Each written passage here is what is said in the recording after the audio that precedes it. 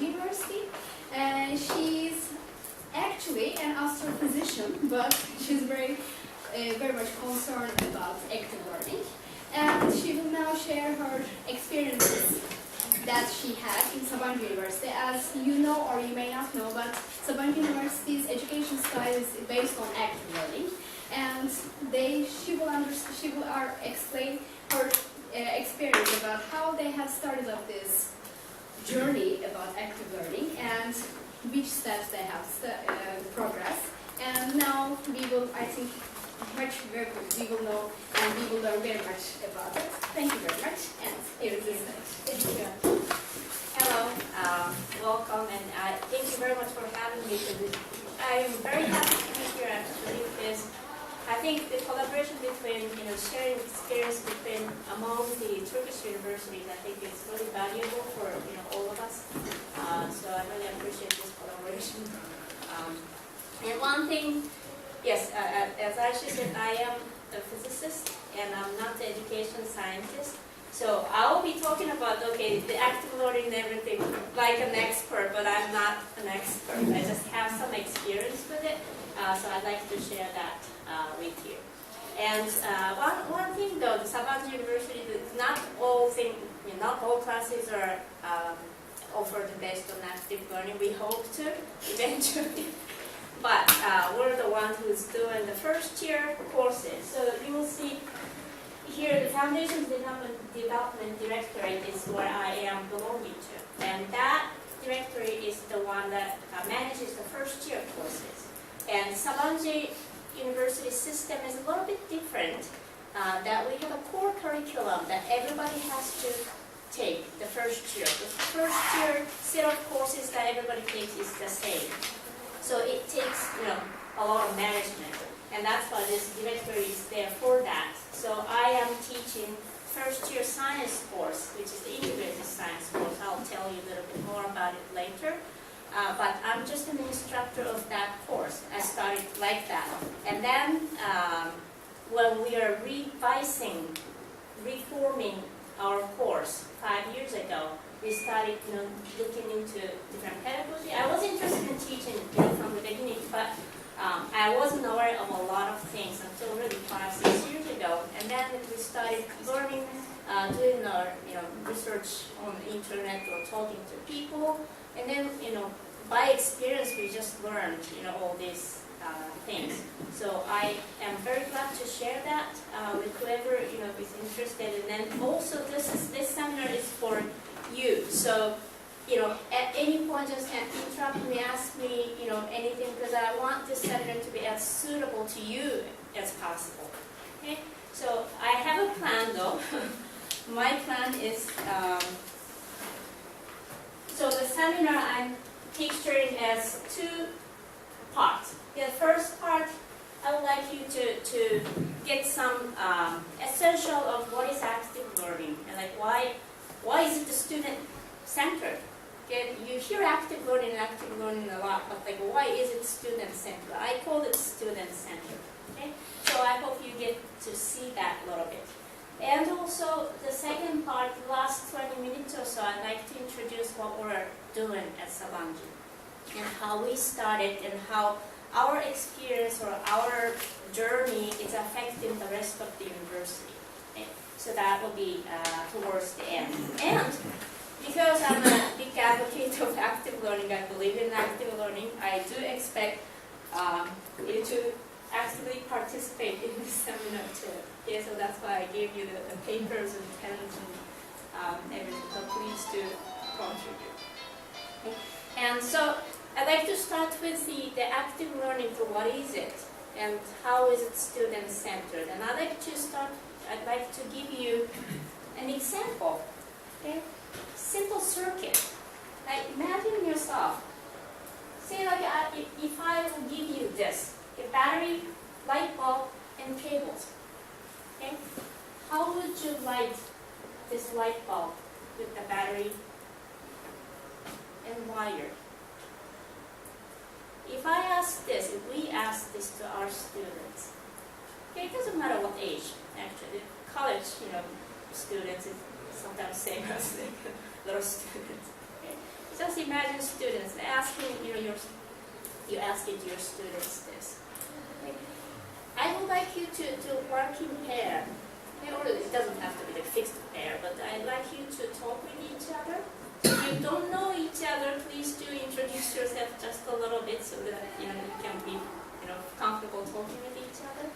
But talk with each other and just draw like you draw a battery and a light bulb and see how students will draw or do. If students are given this, what do you think some of the common students' responses are? If you can come up with 1, that's fine. 4, that's fine. 3, that's fine. Could you please draw that? And I'll go around it and see. Battery. Why are you doing this?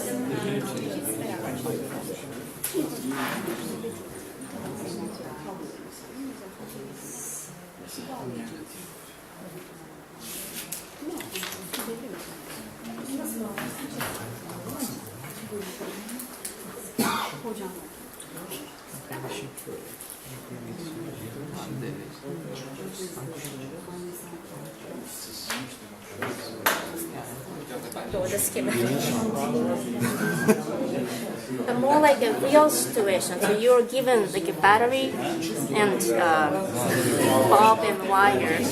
How would students? I'm not asking students to draw, but I'm asking students to actually do it, connect it. So if that's the case, like how would you? Not the schematics in the circuit, the actual battery. Like how would they connect? How do you think they would? What kind of bulb? Light bulb? Just regular light bulb. Alternate current or direct current? Enerji efficient.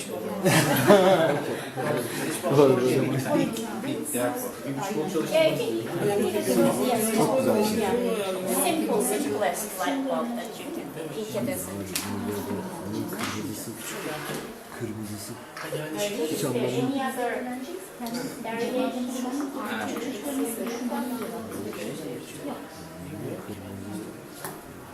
variations?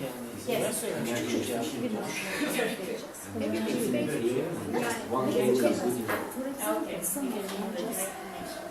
Okay. You think students can look at that? What will be the common mistakes? Bu pin mi? Pin. Direktör yeri. Yok çünkü doğrudur o iki taraflıdır herhalde. What do you think they will do? They will do like this. 2K.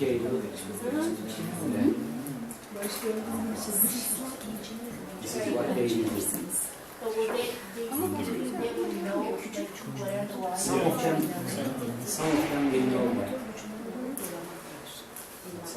Most of them will do this. If they don't know that, how will these two connect? Would it be again like this or both sides or? Some of them will know that two connections from one here, one from here. But some of them is going to They do know it that. randomly. Maybe they saw. Maybe. But they're going to figure it out by trial and error. So they haven't tried it yet, say. Maybe they saw torch. By making some analogies for some larger circuit, some I write the instruction. First check the material, then draw the schematic diagram for it. After you're already a teacher, Then, like yeah, giving the instructions to students. if they follow, they come up with the results, and then ask maybe further mathematics how long will it last with this material type of things. Okay, so you're thinking like a college level lecture. Okay, very good.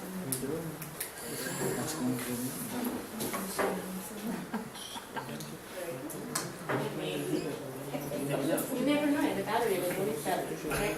It depends on their previous knowledge and experience. Primary school. Hiç experience yok. Şöyle bir yapabilirim. Yanlış yapabilirim. If I don't know anything, just try to make something like this. Roll under the Maybe that will make difference. Maybe. Yes. Maybe that after trying, then maybe I will find a little, yeah. Okay. All right, very good.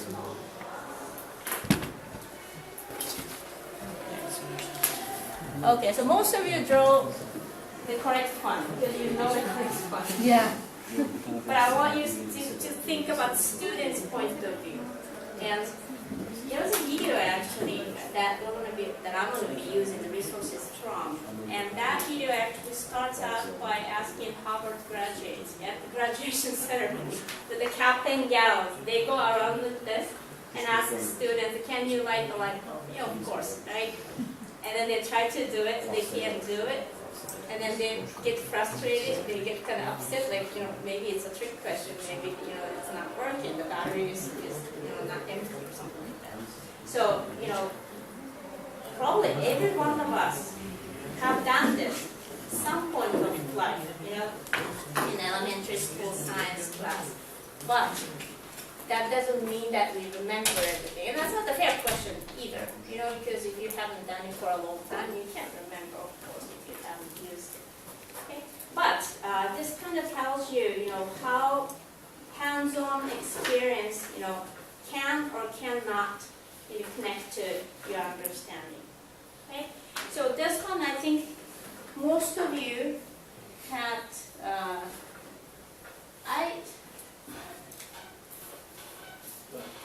it's kind of like that.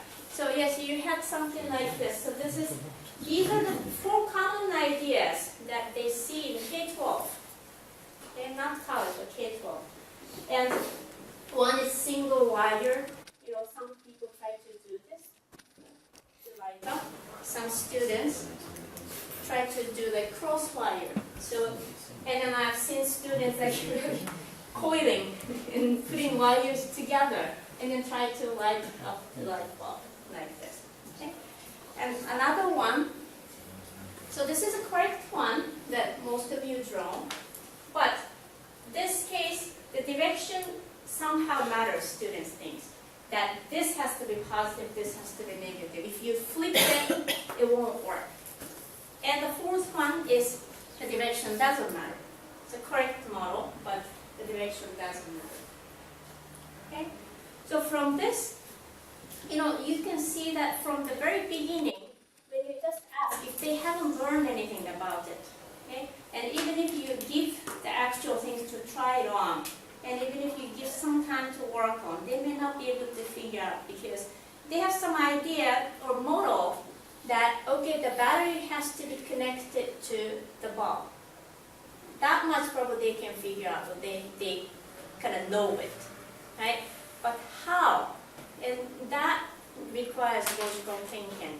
And that part, may have a lot of variations, okay? So if you have these 4 students with different model, different ideas about this simple circuit, you can't really apply one method and just tell them, okay, so this doesn't work, that works because this and this. If I just tell them that, probably it won't stick to them. Okay? And we have seen similar example like that. Probably you all have given traditional lecture and just told students, okay, this is this because this is that. And then you can expect them to get that idea. But a few days later you realize that I told you in the lecture many times you still can't, get it. And that happens a lot. So this is Jennifer. Okay, this is a high school senior student. Okay, and but this video, it's called Private Universe. I have a link somewhere later, but it's a really, really nice video or series of videos. Not just the physics concept, there's environmental science, or there's astronomy, like they ask about season, like how the season, theory for the season. There's biology, they ask about photosynthesis, where this wood material, this is wood, what is this made from? They ask something like that. So this is one of the series of those videos. This interviewer asked Jennifer how you would connect this battery wire and light bulb. And you see her model here? She has a battery, 2 wires connected to the same place. And she was in the video, she was coiling the thing goes at 2 wires too. So this is the pre-class interview, and she had this cross wire, the second idea. Okay? If you are the teacher of this student, and if you want to teach her what exactly, how this is not correct, the correct model, right? What would your plan be? Some of you already have been part about the plans. But what would you do? What kind of class would you plan? Can you talk with each other and share that with us? I'll give you 2 minutes for discussion. You can write it down.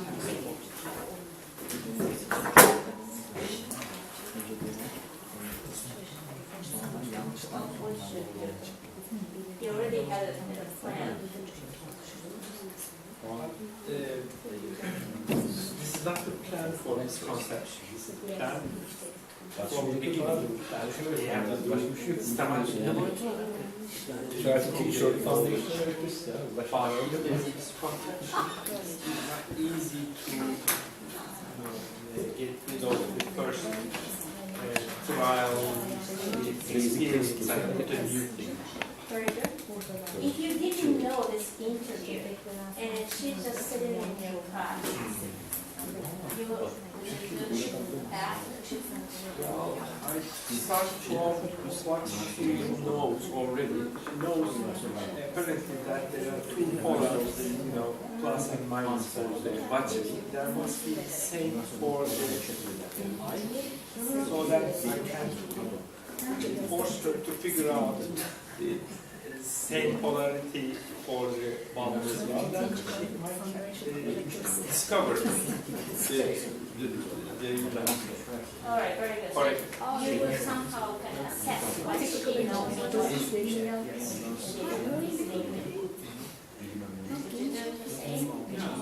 But I would start with the objective, which is the lighting and then the explain the materials, maybe the basics of electricity, the current, and the power source, and then combining this how we can achieve the objective. This kind of explanations, and let her do the objective task. Realizing the objective. But you will have students do it. Okay. You have to talk material. I will Okay. not me. Okay. Anything else? I think we have to give her a chance for to try. Then we can explain why it's correct or not correct. Try out your model. Yeah. Okay, very good. So you will still kind of try to figure out what her model is. Okay. More or less the same. Yeah. Maybe we can let her find the correct answer herself. Not telling her anything, just let her do it, and maybe eventually she'll find it. Give her time. Yeah, yeah. 2 hours. Or more, depending on the complexity of the problem. I see. Is there any other approach? I just try to teach her the foundations of the electricity, that's all. Okay, teach her meaning like lecture. Lecture, yes. I would say lab hands-on experience. Hands-on experience, very good. Trial and error kind of. Okay. Anything different? I've already explained there are a couple of alternatives. So, of course, you can easily explore which one works and which one does not work. So, I think it's a matter of it's worth spending It's worth these different alternatives. having And one of them works. for understanding. And she will continue to explain why So,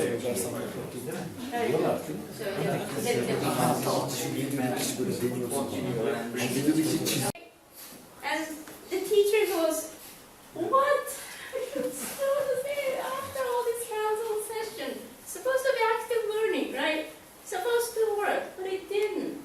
And then it turns out, she's not alone. We see that all the time, actually. If you think about your own student, maybe you're my student as far as I'm concerned. I always see that. I've seen it many times. Why don't they get it? And I have them do it. It's still, their model's not changing. So, let me ask you, why do you think this is a case? Again, in this particular case, what do you think was missing? And what would be a solution if you can think of? To repeat, did she repeat it what the hands-on activity has been shown to her? I mean, She did it herself. herself, Yes, yeah. but still she's drawing that after 3 weeks. So I'll give you a hint. Okay, so here, yes. See, this is a kind of lab session, and they were given this board, right, with socket and switches. In the post-interview, she was asking the interviewer, if she could use a socket, some holder. And it's kind of obvious that she thinks that it's essential to have that socket to light the light bulb. Okay? So having not seen this whole session, it may be hard to to think about the session, but just imagine what is it's a regular lab session you can think of. The college lab, for example, physics 101, chemistry 101, they have this kind of labs, and they have like a lab manual, and you just do follow the instruction and then kind of hands-on things. Yes, it's hands-on, but you kind of follow the instruction. Right? Can you think about these two with the pair? I'll give you 3 minutes. Just think about it and talk with each other. And if you can come up with like one for each. Well, there may be a couple of things. First of all, she may not be interested in the topic at all, and she just doesn't care. That may be the first thing. If she's interested, then it's a matter of the tool thing. Like maybe you should just give her the wire and the lamp and the battery instead of using some intermediate, tools to connect them together. Okay, so that may be your solution, right? Exactly. Like, just give them and make her with one hand, hold the bulb, with the other one, do this, and find a way of playing it by yourself. Can you talk with each other and just list like things that what was the factor that was missing, or what was the what was needed? Any ideas? Information. Object and objective and the units, elements. She has to learn something about them. She was saying, earlier,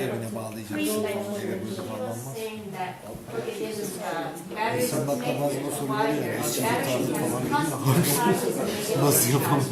and positive charges travel one wire, negative charges travel one wire, and then they get together in the bulb, and where the filaments it kind of bounces back and forth.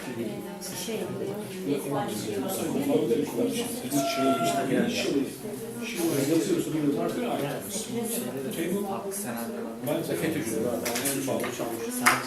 was hands-on experiments case, she had something different, more complicated, maybe she couldn't make the connection, she couldn't understand the role of instruments. Because of that reason, she did the initial design. just give Aynı konu. the objective, I guess, and it has to be clear. Information is different than the answer. İşte o vermesin diyorum. Not that very good. You have a Niye veriyorsun abi? Boş kendi kendine yapsın. now. What would be the solution? Ama yine de like, tekrar edemezsin aslında. Niye? Tekrar edemezsin. Tuğla ise tekrar ediyor. Daha she buradan böyle didn't gidiyor. have to Şuradan böyle create gidiyor. whatever she Bunlar olmasın was falan. given Tekrar ezber mi? Öğrenme. Tekrar yani gerçek hayatta kullanman lazım. Gerçek hayatta. To separate the poles. So that comes to the, what this is doing. Very good. Basic information. Okay. I think she needs different scenarios about what is using battery, ball, wires. If we give them that only this objective, maybe she can think this is it and I have to use like that. But if we give her different scenarios, you can use battery like that, wire like that, or ball like that. If she can understand how The role of like the function yeah. that needs to be explained to her. Okay. Maybe the rote learning, trying something, but she doesn't know anything exactly. But if we ask questions about these things, and she can explain step by step, and then we can correct the mistakes. Yeah, mistakes size. So she can look exactly. And there is a time yet. There is a time yet because the learning and questioning side. This is also effective. Maybe the first time she used this thing, and first education may be effective. This solution. Like right after the application. And we also we can ask questions why she is using objects. It can improve. To have her explain why. Okay. I think we should give some chance to her. The current should pass the wires in the bulb. You may give different type of scenario, but the current should pass through the wire. Otherwise, there may be no loss. So, given the information that the wire has to be connected such that is wire in the bulb. passes through the, yes. Otherwise, he may try tons of different scenarios, but Yeah, without knowing that. So he gave that actually. He gave that information with the bulb, explaining the teacher. Explaining, okay, so the bulb, one goes here, and this wire goes from the filament, and then, comes back and it's soldered to the side. He did explain to that, but at that point, she was just watching, not, touching the bulb. So that maybe. That time passive learning. Yeah, just passively, just getting the information. So that didn't stick, I don't know. Okay? Maybe some study applications or scenarios or computer simulators could be used After she learns. after The she learned. basic. Yes. Okay, very good.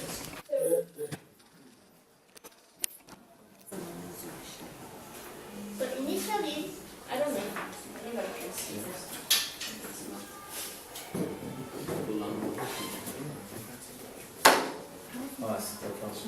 Initial model needs to be explored, right?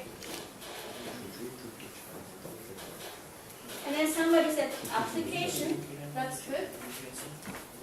Application opportunity may be good and you said right after, they learn.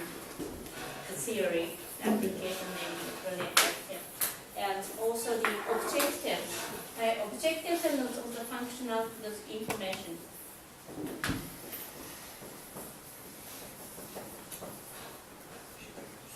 And all the different things actually. Objects.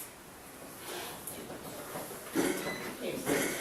And from this group, this one thing that you guys were saying was she's given different things, right? She's supposed to, her objective is to light up a light bulb with these, simple wire and battery. But she's given this board and sockets and stuff. So what is this now? And it's a totally, different purpose actually. Okay, so that needs to be consistent. Very good. Is there anything else that you thought was missing or may need? First of all, I think she didn't pay attention to the topic, or maybe she didn't have a feeling. So, if that is the cause, so we need to pay more effort to teach the topic to her. Anything else, not everybody should learn the same science subjects. If she doesn't have any critical thinking, so that's all. It's impossible to teach her. Not impossible, but you should pay more attention, more effort. So, as a teacher, you don't have endless time. So you should. It's being part their responsibility. Yes, that's right. To take up their Yes, own. that's right. All right, very good. Thank you. Anything else? I'm not sure. I think I would tell her to pay attention to differences. Like differences in the sense that, like for instance, with the light bulb, at the connector, a part of it is grooved, and then a part of it is not. So if something is made that way, then there must be a reason behind it. And so I would tell her to, I would draw her attention to these differences and think that way or something. I'm not sure. Very good. So that's kind of guiding, right? Her thinking. Exactly. Okay, so why don't you think of it this way? Exactly. Maybe what if it was this way? Okay, very good. And also some people said asking questions, like appropriate questions. I think that's guiding also.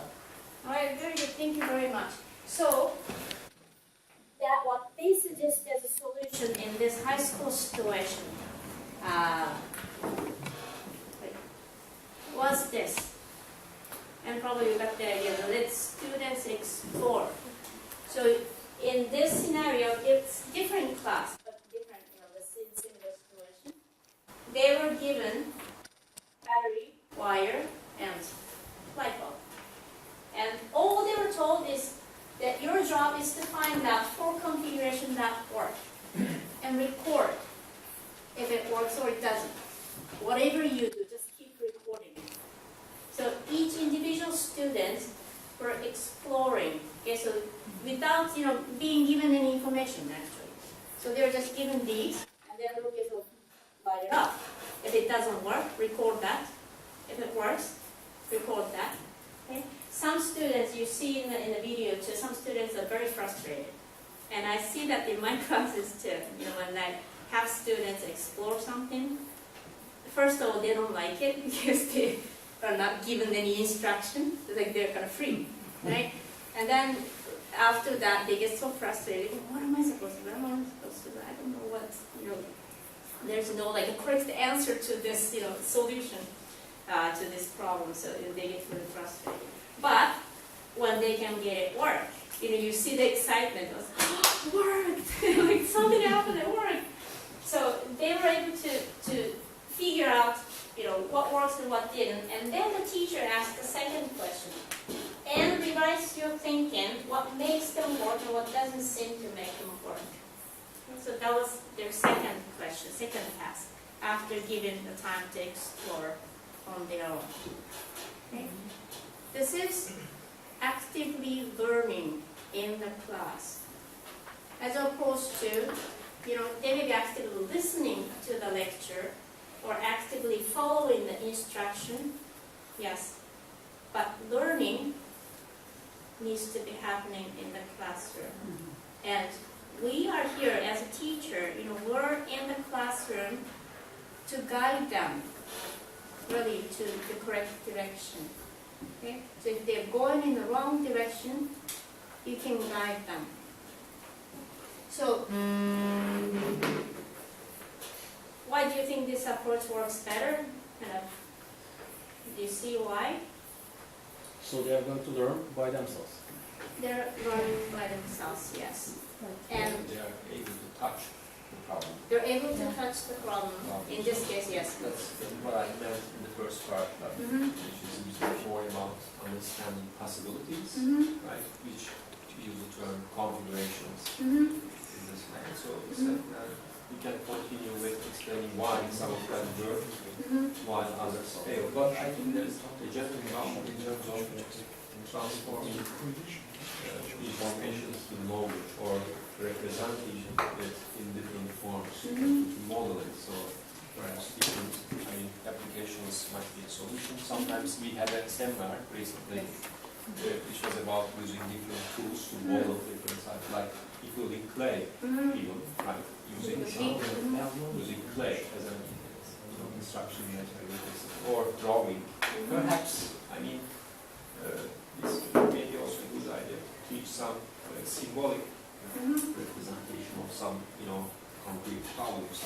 While they were working in the lab, for example, they could also attach some drawings, some symbols of different types, Something more which like correspond to different, for example, elements of the problem and so on. So in a way, they have to make it concrete and they have to touch the yes. problem. And But touching alone is not adequate, as we see. So we have to, translate the ideas Yes. into,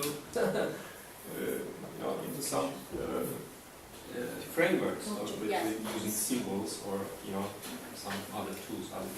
And they have to do it themselves. I think that's a very good point. You can still have like lab with the instruction and everything, but you can ask good questions, well thought questions, so that each individual student at different level can also explore their own ideas, test their own ideas. And that's how learning works. This is a learning cycle. Okay? And I'm happy to be in hurry because I'm running out of time. So learning happens like this. And this is called a 5E instruction model, but me being not the educator, I don't care too much about how it's called, but I care about the content. And engage, explore, explain, elaborate, and evaluate. And this is how the learning should be happening, and this should be happening in the classroom in front of you so that you can guide the students in the correct way. So, if you're interested, you can read all these links, but let students actively learn in class, following these, giving them the opportunity to do this. If some of them you may do it outside of class because you don't have time to do in this. Lecture is much more efficient, actually, time efficient. But you may put this part as a pre-lecture assignment, and then you kind of have them explain what they think about this beforehand, and you can examine that before the class, and then according to their responses, you can model your lecture, plan your lecture, and then have them do all this. Okay? So this is the ideal situation that you can have. You can use your class time with. Okay? And I really believe in that. And then, what is the role of the teacher in this kind of classroom? What would you say? Explain step. Explain steps? Mentally. Be there to answer questions. Be there to answer questions, guiding. Very good. So explain not so much that you give the least amount of minimum instruction, yes, but it's going to be more like students taking the initiative, students doing things. And I printed out this. You can read it later because I don't have time. But this part that I put it in the box, please do read because this is what all this is about. And this paper was actually published in '93, and it's a long time ago actually. And the title of the paper is called From Station Stage to Guide on the Side. You may have heard of this phrase before, because a lot of people use it now. But this is exactly, you can read it later. This is exactly what needs to be happening. You know, lecturing in a big amphi type of lecture classroom is like sort of like your students are listening, just sitting down, and then you just tell whatever is in the book or whatever that you know, right? Hoping that it's going to get transferred to your students.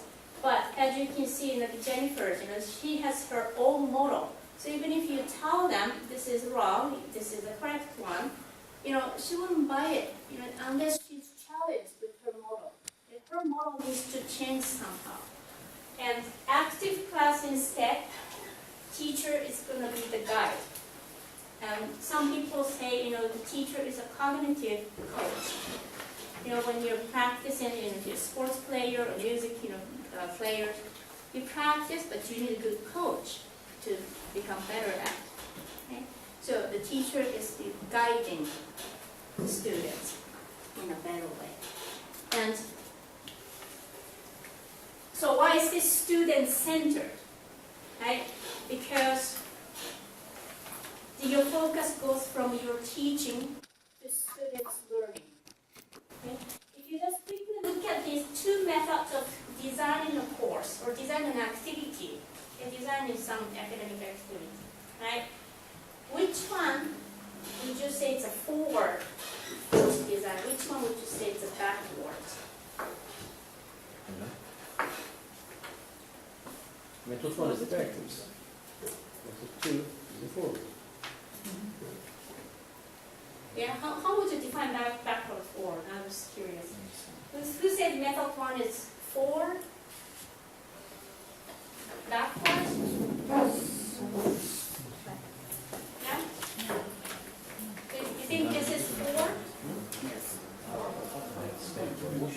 First one is the traditional method. This is more traditional. Yes.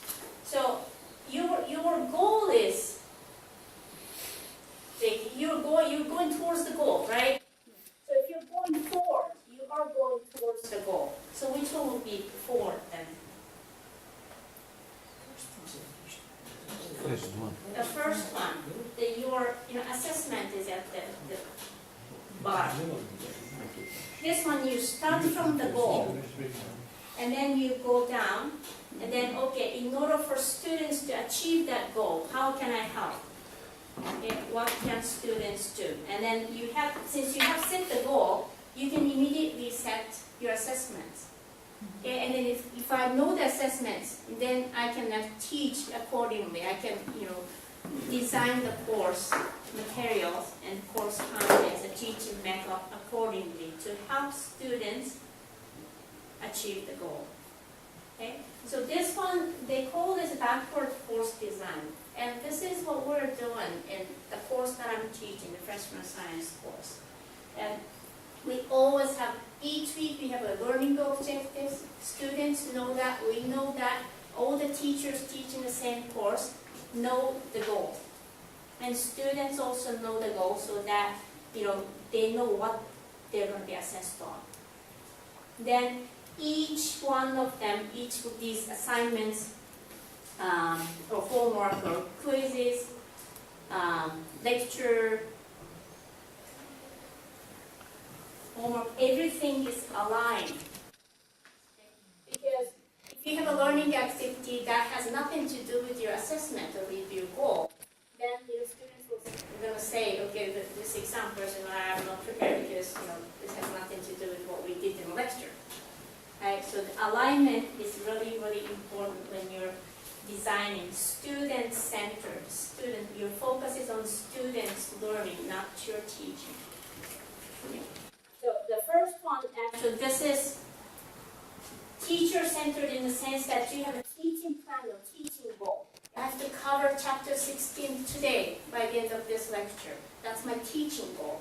But that doesn't mean that students will learn that chapter 16. Okay?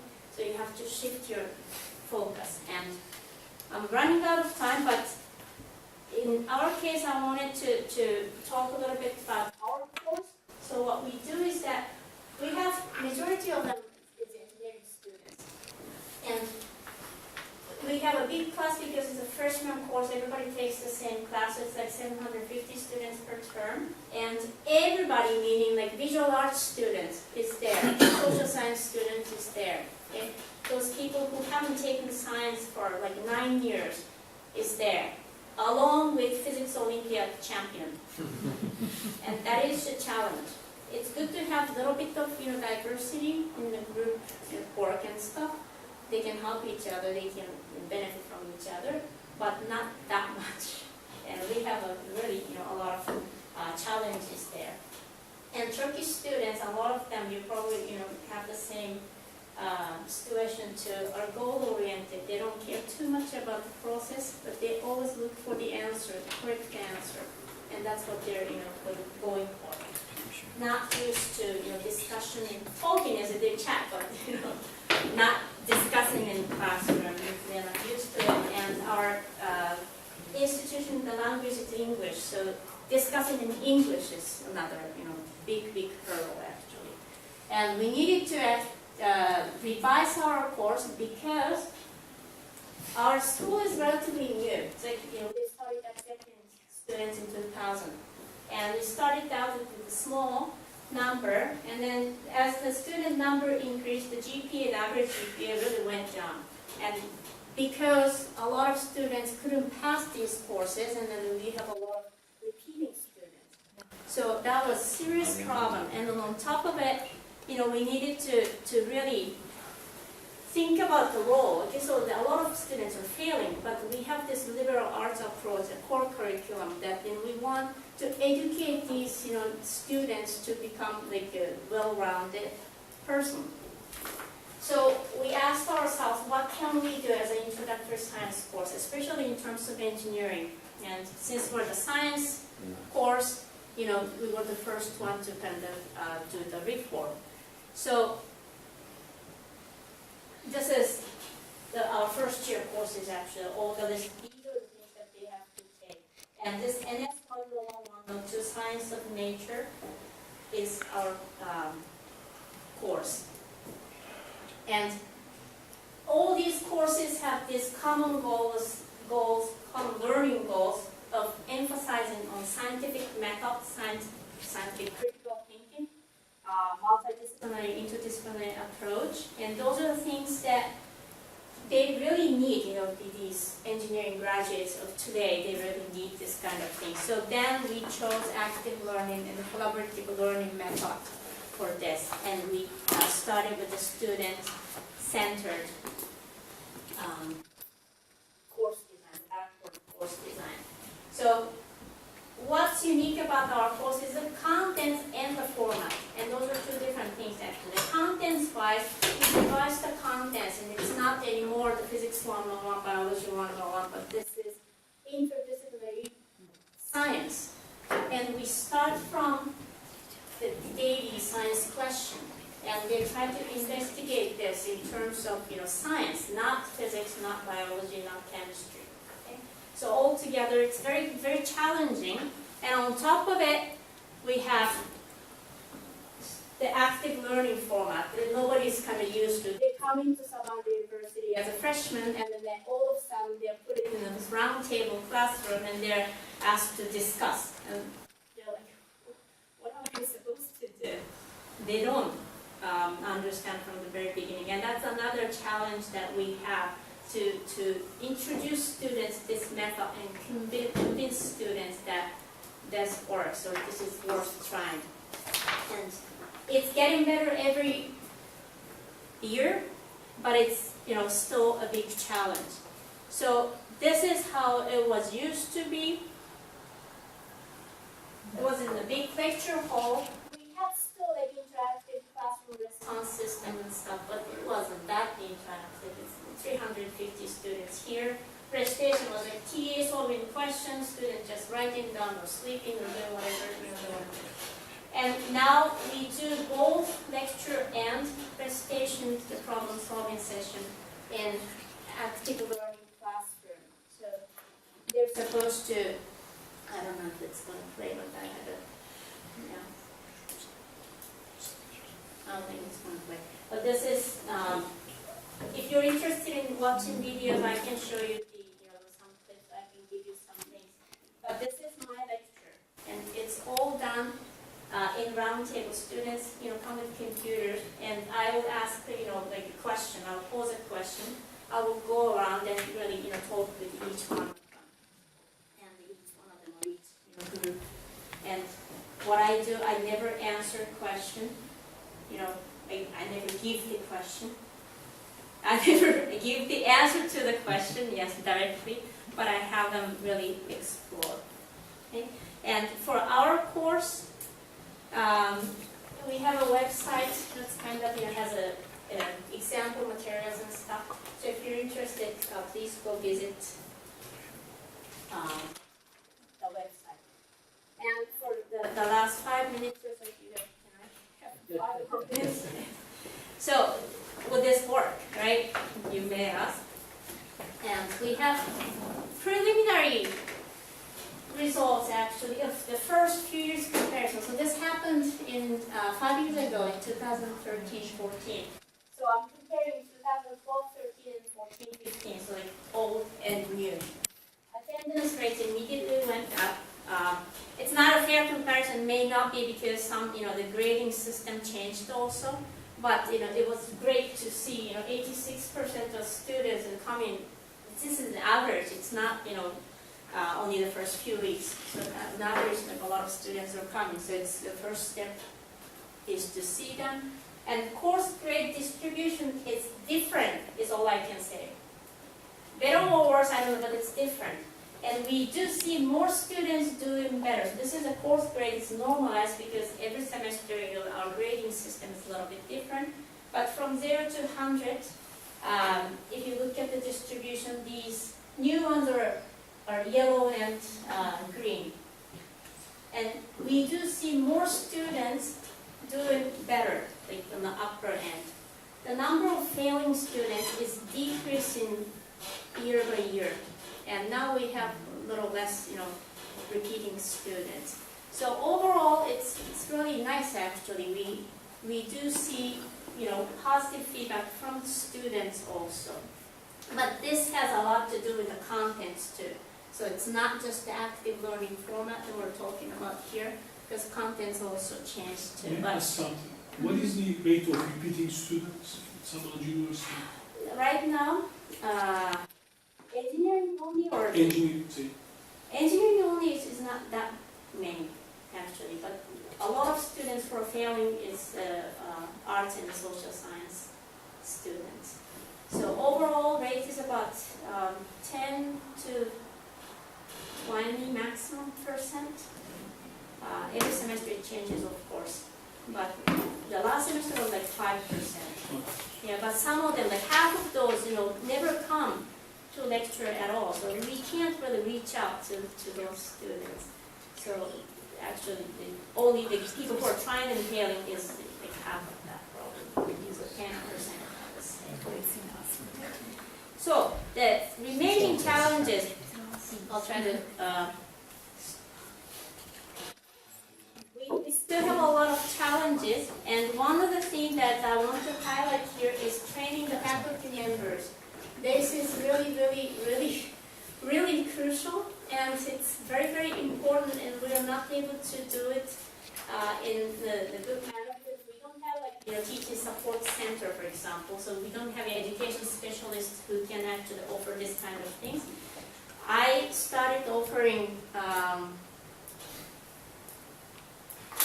this workshop.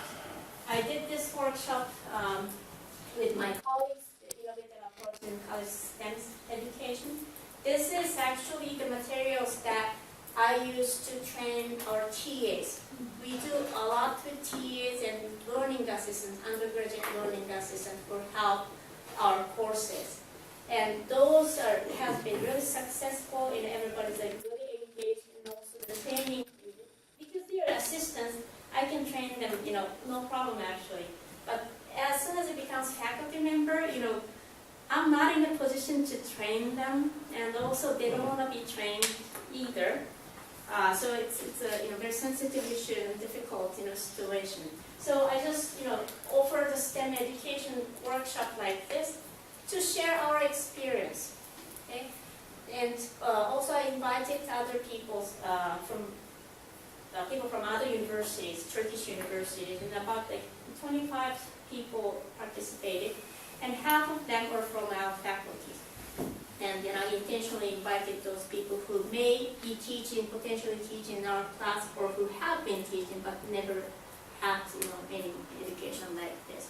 So this is one of the things the good thing that we started, and this year we're going to do it again. If you're interested, you're more than welcome to participate in that. We try to cover everything, the cost. So one thing that I wanted to mention about this, spreading our effort to the beyond, the course, to the other courses of the university. So we have this training program for graduate students. We call them master teaching assistant because they're the one who is leading these recitation sessions, active learning sessions. So they need special training. So I do this every semester almost, and so far about 60 graduate students, not just only STEM, I did the social science people too, because the pedagogy is the same, it's just the content. So this was the base of the STEM education workshop that I just mentioned. And we have an undergraduate learning assistant also. If you don't have any learning assistant, I really do recommend that you start using them as undergraduate students as an assistant, because it's really, really beneficial for them, definitely. And then these students go take upper level courses. They demand that these courses have to be done in active learning format. So, and they carry the correct message, and their impact is huge. And we see a lot of positive things coming out of these two programs, and these are only for our courses right now. But now we have this, started organizing this internal education conference. So this was last year was the first one, second year, this year we're going to be doing the second one. And also I created this, welcome to Commons, like SU Commons for teaching and learning for SU educators. So through these means, we're trying to share our experience and then try to really disseminate, this method or some approach to upper level courses. And then we see in the first internal education conference, we found that a lot of people are interested, and a lot of people are really trying to do sometimes the same thing, but we never know, because they're doing it in different faculty or different levels. So now we're at the really good point of sharing a lot of things, and we have like a user group. You have started seminars, workshops. So that really started happening just last year. So hopefully this is going to continue, and then all these students also, the learning assistants. Now faculty members are asking me to share the list of past learning assistants so that they may be able to use them in upper level courses, which is really nice. So yes, and more people are going to be on board hopefully this year, next year, and years to come. Yeah, sorry, I went overboard. Thank you very much. Any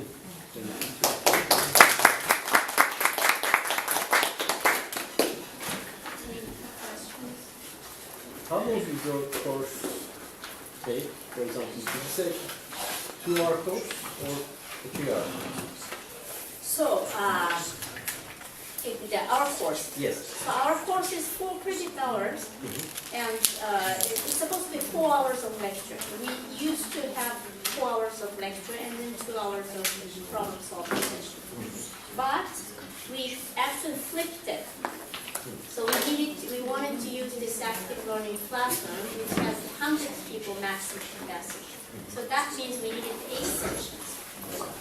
So 8 sections, 4 instructor was the maximum that we could have. So each one gives 2 sections. But it has to be repeated, the same thing repeated to different audience. Okay?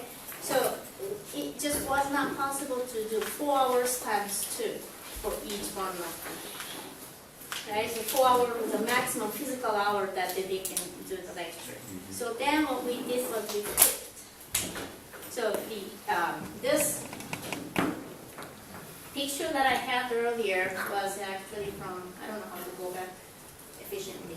And we put some of the contents that can be learned at home to videos. Where was it? So we recorded a lot of videos, and then, oh, where's this one? So this is supposed to, you do the lecture, and the lecture material sometimes is just the information that they can just read it at home, they can just do it at home. And then with that information, they come to the lecture, and then they can do activities, because activities do take time, and you need to somehow create the time for it.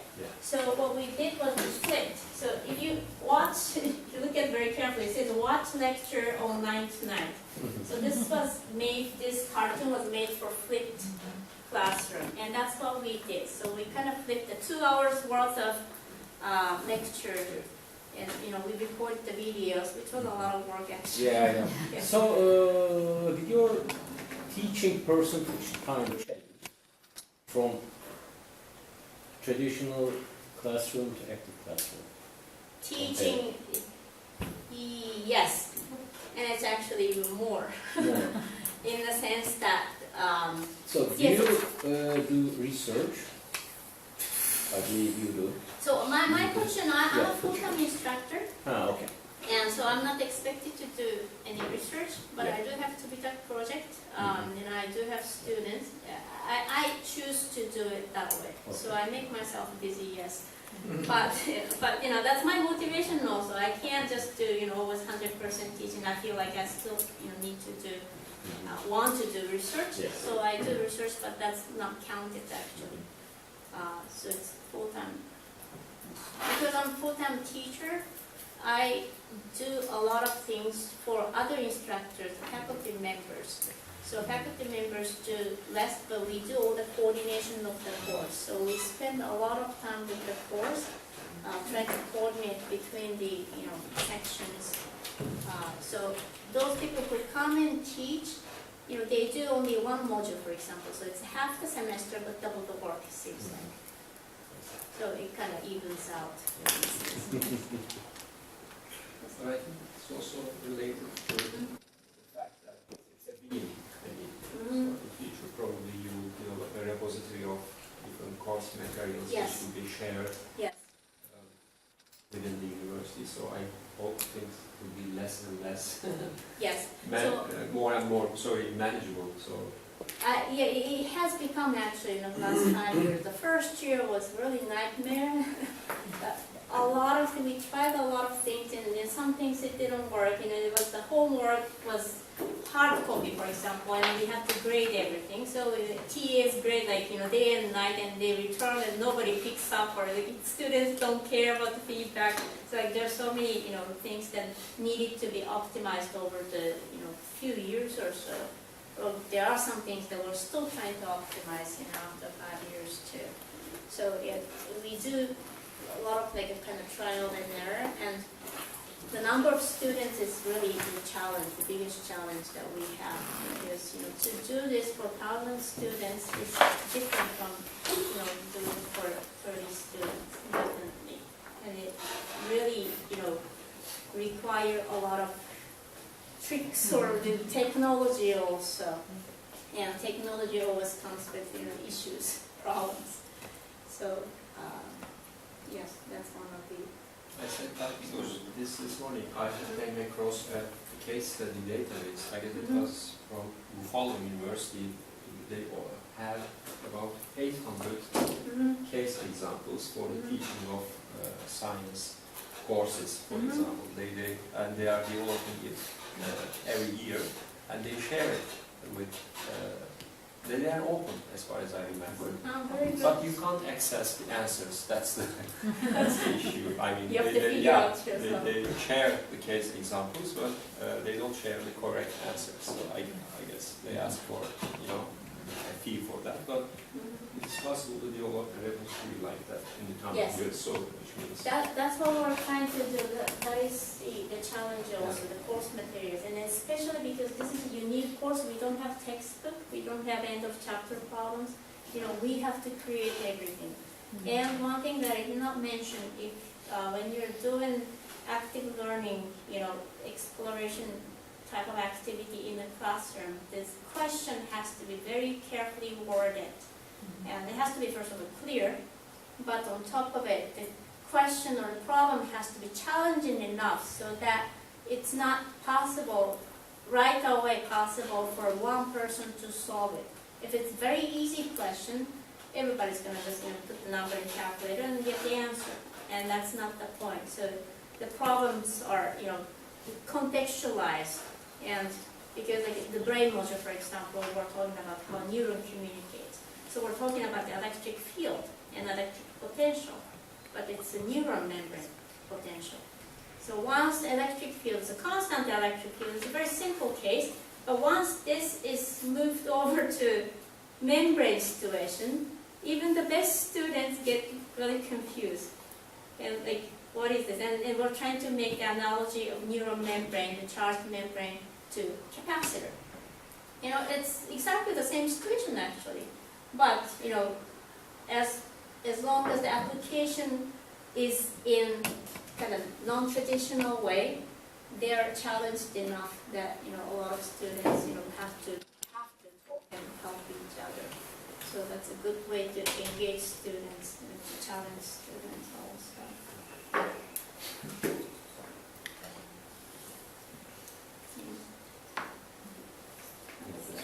Let me ask you, what is a good class size for the active learning environment? Manageable size. Manageable size. Manageable size, I would say, which I have never had, is 25 to 30, I would say. 25 to 30? Do 50 you have, even, like, I would love to have 50, but I always have more than 50. is there any other TAs, other Yes, so in the class that I was teaching this semester, 80 students I had, and I had 2 graduate students helping me. And then that requires training, extra training of those TAs also, because TAs have to know their role. And they can't just be, going to the board and solving it for them, for example. That's no. So we have to really, share the materials, and we have meetings, weekly meeting, where I share how I would guide students. And those meetings have to be done also actively too. So it really takes time, and also, for TAs to get the idea, they need experience also.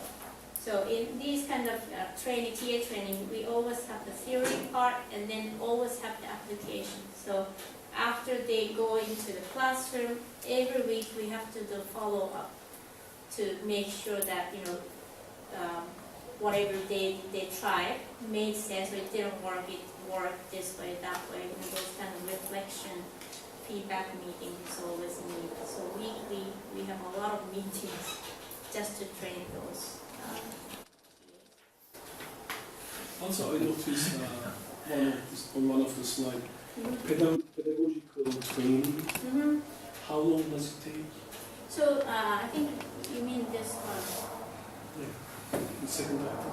Yeah, so this particular program, I have pre-semester training. It varies actually, depends. It's pre-semester, so sometimes I have students, who are not there yet before the semester. So in those cases, I may have to fit all the training in 1 week, 5 days, for example.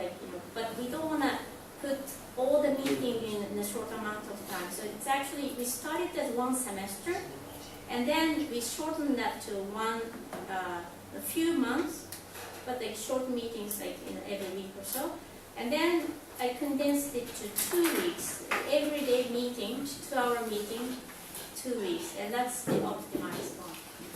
So we have that pre-semester training, and then during the semester they work as a TA or the master TA.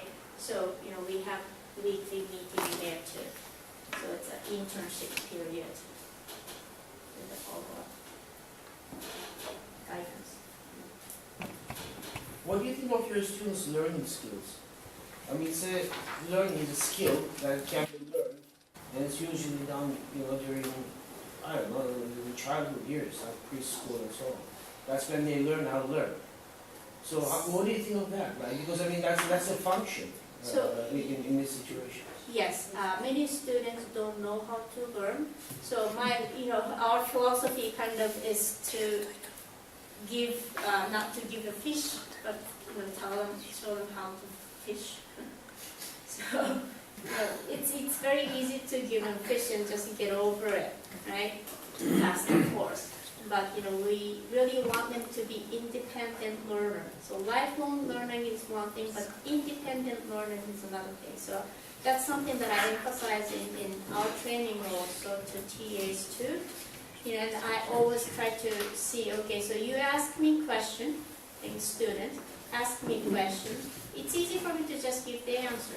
But I always think, okay, how can she find this answer herself later on, right? Or if she has a similar question, right? And if I'm not there with her, how can she find? So I will ask, another question. I don't know if you say, okay, is this module polar, for example?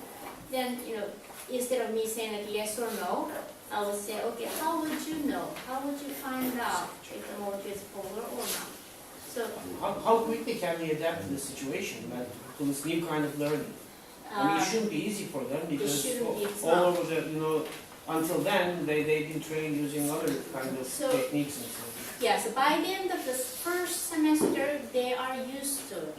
They're used to it, but not, buying it. They're used to it. So the second semester is much easier actually. They know what to expect. So, focus goes more into learning the contents. But the first few weeks definitely is very, very challenging that, we have to really tell them, what they're expected, and then they expect us to just answer the question. And then they complain if we don't answer the question. They say, okay, well, TA doesn't know anything. TA doesn't, give me the answer. So it has a lot of, adaptation period, and you have to give that. And how about the applicability of this technique to basic sciences courses? It's very, very well applicable. You think so? Yes, yes. Even to the basic courses like differential equations and that.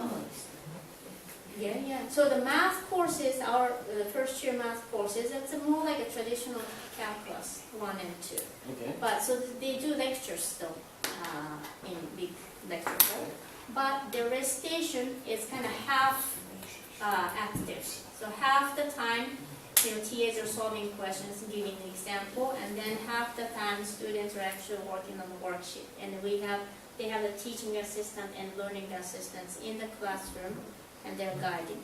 But ours is a little more structured than that.